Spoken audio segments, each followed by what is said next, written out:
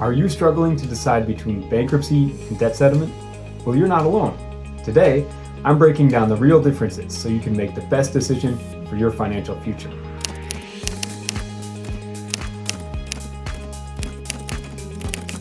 First, let's talk about debt settlement. In debt settlement, you pay a settlement company every month, sometimes for years. The debt settlement company uses those funds to offer lump sum payments to debt collectors one at a time, usually at a discounted rate. While they're saving up to pay your first collector, the other collectors can still come after you and sue you. Sometimes they even garnish your wages. This is true even though you're making payments. During these years, your accounts are in collections on the credit reports, which damages your credit score. That's right, no matter how faithfully you pay the debt settlement company, there's no guarantee you won't get sued, and you'll be dealing with bad credit the entire time. Now, let's look at bankruptcy.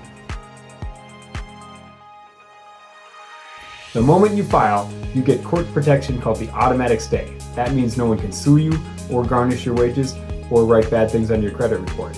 Believe it or not, my clients usually see their credit score go up by 30 to 60 points within one day of filing. You can get a car loan within a week, a credit card within a month, and qualify for a mortgage within 2 years. Most people build their credit score to around 720 within 2 years, and bankruptcy generally doesn't hurt your employment or stop you from applying for government programs.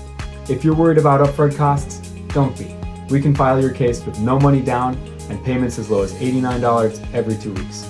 Most people save tens of thousands of dollars and years of dealing with poor credit by choosing bankruptcy instead of debt settlement. Why not talk to one of our attorneys for free to see how it would work for you? Remember, not all debt solutions are equal.